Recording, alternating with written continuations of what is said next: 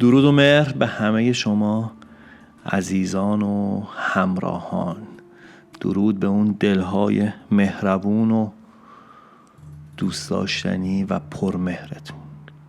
امروز میخوایم بریم سراغ پیام حافظ، اما فقط نه به عنوان یک فال، بلکه به عنوان یک نشونه. خیلی از ما توی لحظه هایی سراغ فال حافظ میریم که دلمون پر از سوال و تردید یا دوراهیه. لحظه هایی که انگار دنبال یک صدا میگردیم، صدایی که از بیرون خودمون بیاد و یه چیزی رو برامون روشن کنه. پیام حافظ برای خیلیامون دقیقاً همینه، یه اشاره، یه تلنگر، نه یه حکم قطعی برای زندگی. اینجوری که نیستش. حافظ قرار نیستش که به جای من و تو تصمیم بگیره. قرار نیست مسئولیت انتخاب هامونو بندازیم رو دوش بقیه و به سرنوشت ربطش بدیم. اما میشه از یک پنجره باز به بیرون نگاه کرد. میشه از پنجره‌ای به حال درونمون نگریست. گاهی وقتا پیام حافظ رو میگیریم، بعد میبینی که اون بیتی که به دلت میشینه بیشتر از این که آینده رو بخواد بگه، انگار داره شرایط حال رو بیان میکنه و اینجاست که آگاهی مهمه. پیام حافظ وقتی معنا داره که ما با فهم و شعور و تعقل جلو بریم، نه با عجله و تعجب و نه با این تصور که دیگه همه چیزو میدونیم و بریم الهی به امید تو. حافظ بارها توی غزلهاش از عقل و تجربه و آگاهی حرف زده، از اینکه آدم باید بشنوه، فکر کنه و بعد قدم برداره. پس اگر پیامی گرفتی، یک نشونه‌ای دیدی، قبل از هر تصمیم از خودت بپرس این پیام داره کدوم بخش از منو صدا میزنه و بعدش با آگاهی مشورت کن، با خودت صادق باش و راهی رو انتخاب کن که هم دلت توش آرومه هم عقلت. من سکوت میکنم تا تو بتونی تمرکز کنی، تصور کنی، تجسم کنی هر آنچه که در انتظار به دست آوردنش هستی.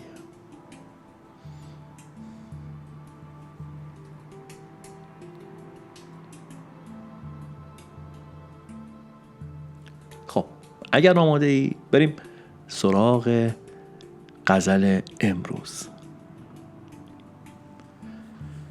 حال دل با تو گفتنم هوس است، خبر دل شنفتنم هوس است. طمع خام بین که قصه فاش، از رقیبان نهفتنم هوس است. شب قدری چنین عزیز شریف، با تو تا روز خفتنم هوس است. وه که دردانه‌ای چنین نازک، در شب تار سفتنم هوس است.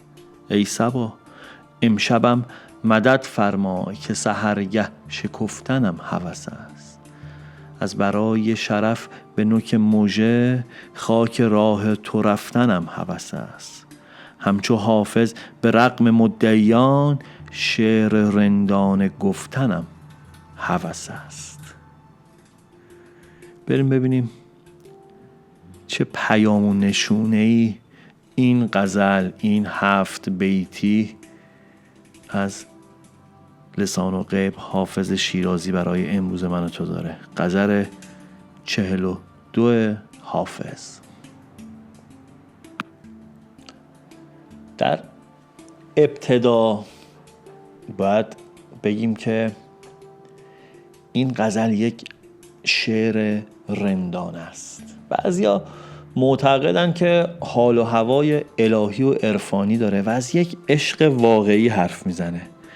یه عده دیگه میگن این غزل توی یک رقابت غزلی سروده شده. صراحت کلام حافظ، این که با سرفرازی از ماجراها بیرون میاد، نشون میده که احتمالا این شعر مربوط به اون دوران جوونیشه و اینه که توی بیت اول میگه حال دل با تو گفتنم هوس است، خبر دل شنفتنم هوس است. میگه دلم میخواد بشینم روبرو تو هر چی تو دلمه بهت بگم. نه از روی عادت ها، از روی یک میل عمیق درونی. دلم میخواد تو هم حواست به دلم باشه و حرفامو واقعا بشنوی، نه اینکه فقط گوش بدی بلکه درکش کنی. این هوس از جنس هوس‌های زودگذر نیست، از اون خواستن‌های جدیه که از ته دل میاد. بعضی موقع میبینی حرف دیگه توی دلت سنگین شده، میخوای اقرار کنی، میخوای با یکی بیانش کنی، بریزی بیرون افکار خودتو. این از اون جنسه. توی بیت دومه که میگه طمع خام بین که قصه فاش، از رقیبان نهفتنم هوس است. حافظ داره یک اعتراف میکنه، میگه شاید خواستم خام باشه، شاید زیادی رویا پردازانه باشه، ولی دلم میخواد قصه دلم رو از بقیه قایم کنم. نمیخوام رقیبام، حسودا یا اون آدمای فضول از حالم سر در بیارن. این عشق با این حال دل اونقدر برام مهمه که دلم میخواد فقط بین خودمون بمونه. شب قدری چنین عزیز شریف، با تو تا روز خفتنم هوس است. میگه شب قدر یعنی شبی که خیلی با ارزشه. میگه دلم میخواد توی چنین شبی کنارت باشم تا صبح، نه فقط خواب معمولی، نه فقط با هم بودن. میگه یک حال خاصی رو میخوام با تو تجربه کنم که انگار حضورت تو چنین شبی باسم خودش عین عبادته، برام همراه با آرامشه. وه که دردانه‌ای چنین نازک، در شب تار سفتنم هوس است. اینجا لحنش خیلی عاشقونه و لطیفه. میگه تو انقدر ظریف و نازک و دوست داشتنی هستی که دلم میخواد توی این شب تاریک زندگی محکم بغلت کنم و کنارت باشم. انگار تاریکی دنیا با بودن تو قابل تحمله و تو خود نوری. ای صبا امشبم مدد فرما، که سحرگه شکفتنم هوس است. صبا که منظور باد صباست، منظور اون پیام رسانی که بین حافظ و یار بوده.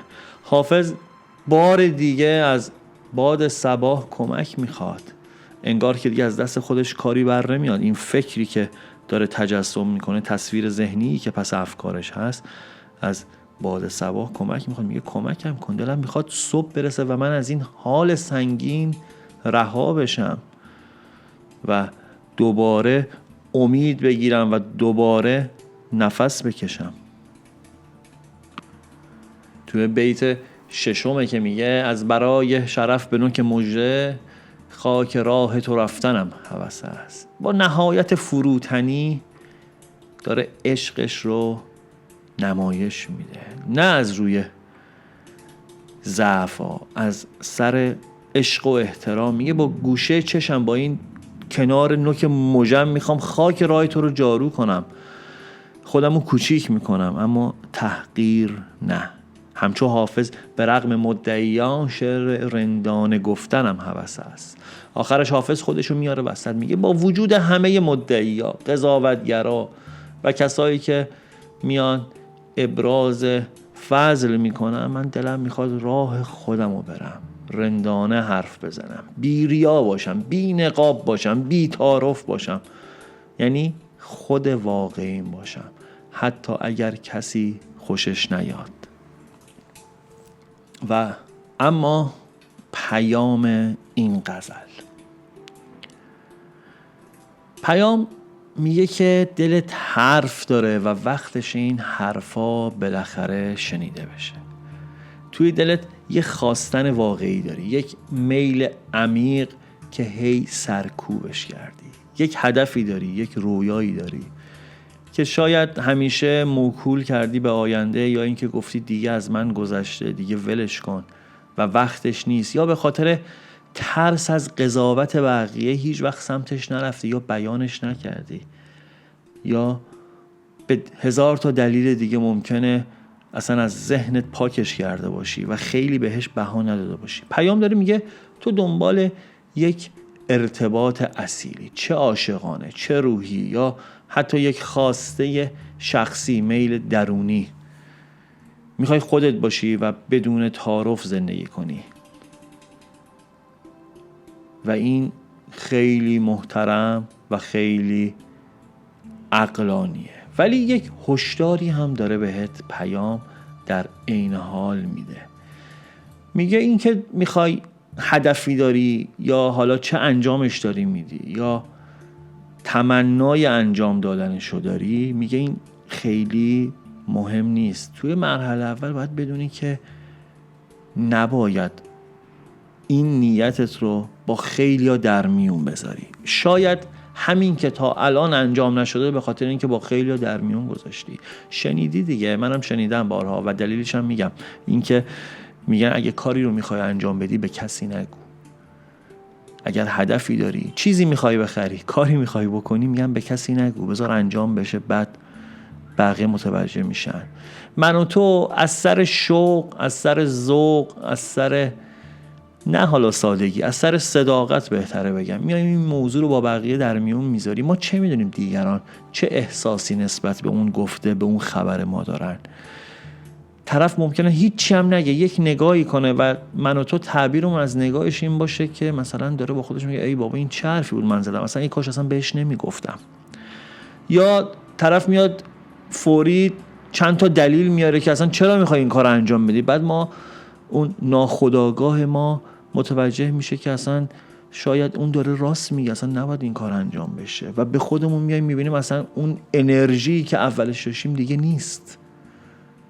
این دوتا موضوع رو، این قسمت از این پیام، این نشونه داره به هم دیگه ارتباط میده. میگه لازم نیست از نیت و دلت خیلیا با خبر باشن. بعضی چیزا اگر آرومن و پنهون بمونن بهتر رشد میکنن، سالمتر جلو میرن. هر کسی محرم دل نیست و این پیام نوید یک گشایش رو داره میده. میگه این شب سنگین و این دلگرفتگی قرار تموم بشه. اگر صبوری کنی و با خودت صادق بمونی، یک نفس راحت، یک آخیش، یک آرامش یا حتی یک شروع تازه در راهه. و در نهایت پیام اصلی این غزل اینه که رندانه زندگی کن. رندانه‌ای که میگیم اون رندانه‌ای نیستش که امروز من و تو تعبیر و معنیش میکنیم. اون رندانه‌ای که حافظ میگه کسیه که بازی زندگی رو یاد گرفته، بازی زندگی رو متوجه شده و با زیرکی آگاهانه و مثبت داره پیش میره. یعنی دلت رو بفهم، جرأت خواستن داشته باش، ولی خودتو برای کسی یا چیزی کوچیک نکن. راه خودت رو برو، حتی اگر بقیه متوجه این مسیر تو نمیشن. و در انتها پیام میخواد بهت بگه که یادت باشه هر خواستنی که از ته دل میاد بی دلیل نیست. اگر دلت چیزی رو میخواد، اگر یه صدایی توی درونت هی تکرار میشه، یعنی یه بخشی از مسیرت همونجاست. لازم نیست برای دیده شدن فریاد بزنی یا برای تایید خودتو عوض کنی. گاهی فقط کافیه با دلت صادق باشی و آروم و رندانه راه خودتو بری. این پیام بهت میگه حتی توی تاریک ترین شبها اگه به خواستن واقعیت وفادار بمونی، صبح روشنت بالاخره میرسه. تو برای شکفتن ساخته شدی، نه برای پنهون کردن خودت. رفیق جانم، اینم پیام امروز. امیدوارم حرفی که لازم بود بشنوی و از لابلای بیت‌های حافظ به دلت نشسته باشه. یادت نره که پیام حافظ فقط یک نشونه است. راهت رو خودت میسازی. اگر حس کردی این پیام به دلت نشست، یه لایک کوچیک، یه کامنت از حال دلت یا حتی به اشتراک گذاشتن این پیام با آدم‌های همدلت کلی انرژی قشنگ به من و تو برمیگردونه. تا پیام بعدی با دلت مهربون باش و رندانه زندگی کن. پوینده باشی و پایدار.